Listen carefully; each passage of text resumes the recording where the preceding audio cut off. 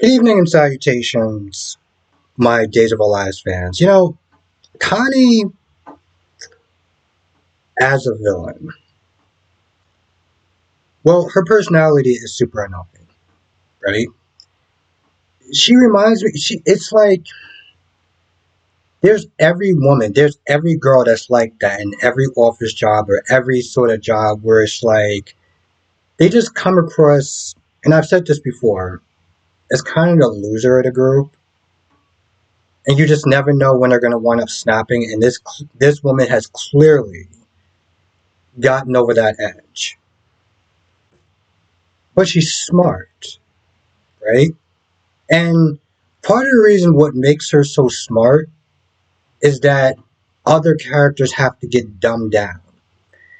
There's so many times where she'll get clued in on information. Like she found out that Everett knew who the killer was simply because she overheard. She just happened to be in the right place at the right time to hear police and whatnot talking about a potential witness, which is insane to me.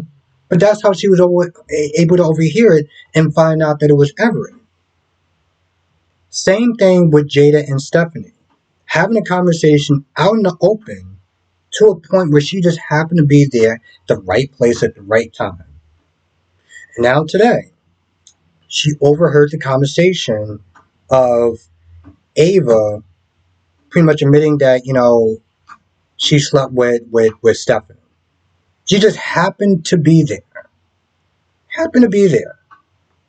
So it's like she's smart because everyone around her is just kind of stupid, or the circumstances just always seem to work in her favor.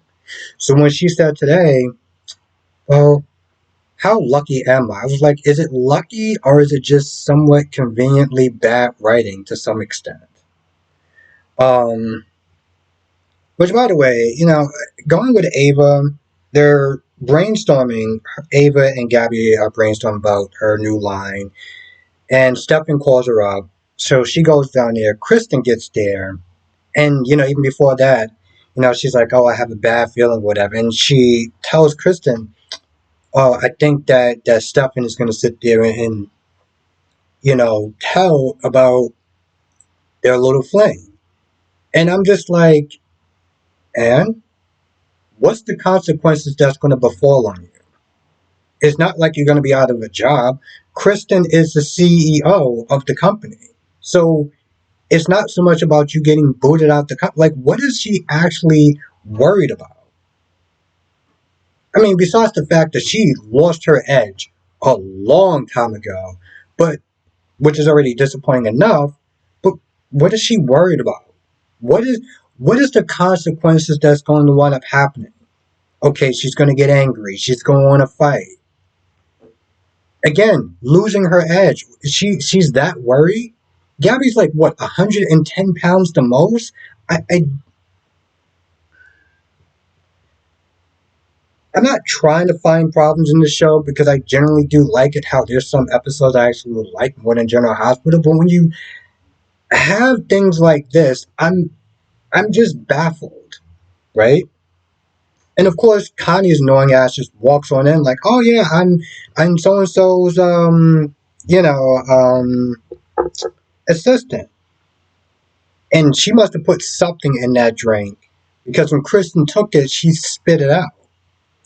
Um, and then Connie eventually left because, Kristen just got annoyed with her, like, go and do something, whatever. And then um, Kristen told her, was like, hey, listen, we need to sit there and stop having these conversations in the open public. If it was like 60 seconds sooner, she would have found out. She already did. Um, but again, it was just like, what are we doing? Now, Bobby admitted that he's Bobby or whatever. And, then he starts feeling ill. And Jay's like, oh, well, you're not going to sit there and try to fake the fuck with me. Like, come on. Like, just tell me the truth. But then he walks out. He leaves. Stephanie comes in. Stephanie's like, what happened? Why did you let him go? Whatever. I'm like, Stephanie, do you not understand the the concept of the law, she doesn't have anything to hold him on.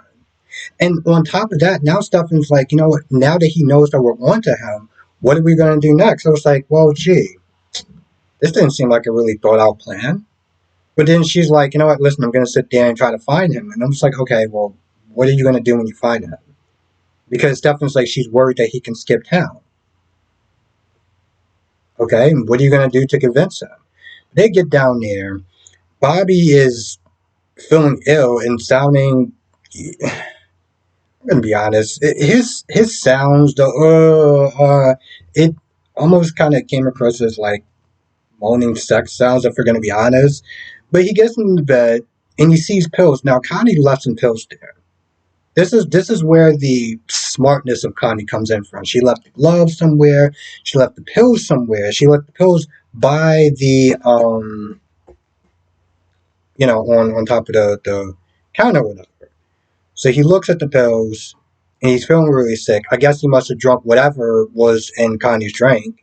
Um, and so when they both, with Jada and Stephanie gets there, you know, Jada's like, what did you take? Like, what did you do to yourself? And they look at the pills. It's like, well, what did you do to yourself? And that's to make him look like he took something or whatever, and maybe, I don't know, died or something. And the gloves is right there, or the glove is right there where the finger, the bloody glove and everything. So Connie is annoying, but she's smart, right? She's smart. Rather it's due to other people's incompetence or whatever, she's smart. And maybe she's supposed to be the next Jan Spears, because Jan Spears kind of had an annoying attitude, kind of had an annoying personality too. I don't think it was as bad as her, but it was somewhat kind of annoying. And I guess it's just one of those things where it's like, for y'all next villain, could y'all just not make her so annoying? Could y'all do that? Could y'all just make her just like less annoying? Because that would be great. Because everything else is fine. I mean, as far as what she's doing and how she's setting people up and everything like that. Of course, there's a bit of luck and kind of bad writing, but I can go with it, right? I can go with it. I can't get past her annoying ass personality. I think that's what just drive me up a wall. Speaking of driving me up a wall, I, I know it's a soap opera, and I get that. There's one point where Stefan recites this poem, and it's. I swear, I wish I would have had a drink before I actually had to sit there and listen to this over the top, super sappy poem. It was like, and it just seemed like it just wouldn't end. It's like he started it, and I'm just like, um, and the only reason why I was able to sit there and sit through that poem as long as I did, because I know eventually, when the truth comes out, she's gonna be all annoyed and pissy and everything like that. So it'll be worth the whatever that was to witness how bad it's going to blow up.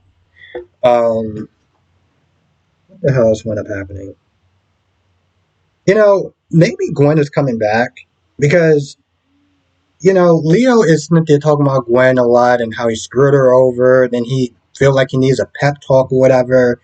I don't know. It wasn't exactly the best part of this episode. It wasn't the worst, but it was like it's like scenes like that with Leo. I get they're supposed to be for levity, but sometimes scenes like that just kind of just drive the episode to almost a screeching halt.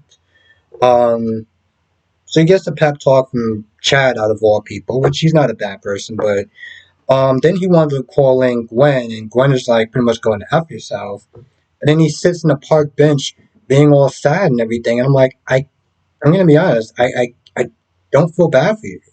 You knew exactly what you were doing when you screwed her over. You screwed her over, so this way you can pretty much kind of screw Dimitri. And he also wonders if the letter is a lie at this point, and contemplates if it's worse that he moved on with another guy or trying to get back with Gwen to get his inheritance back. Again, that part hopefully will play out if they do have Gwen come back. Um, Apparently, we're gonna be stuck with Teresa for a while. I hope those rumors aren't true. I really do. Um, Hopefully Grunt can come back, and I guess it will somewhat pay off. Again, if you felt bad for him, that's cool. You have a bigger heart than me, but I'm like, bro, you did this to yourself. So I don't really know what to sit there and say.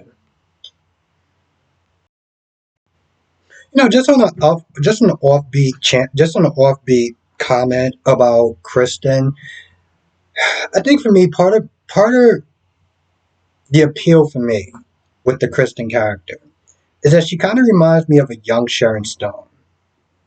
I don't know if that's what the writers intended for her, but that's every time she talks, every time she does certain little things or whatever, it's like she just kind of reminds me of a young Sharon Stone. Um, and if you're old enough to remember who Sharon Stone is, then you know exactly what I'm talking about. Anyway, I feel like that's the gist of the episode. I can't think of anything else that wound up happening, but as I always sit there and say, come to the live stream tonight. 8 p.m. Eastern, 5 p.m. Pacific. We'll talk about all the shows, Days of Our Lives, Bold and Beautiful, Young and Restless, and General Hospital. And I will see you in the next video.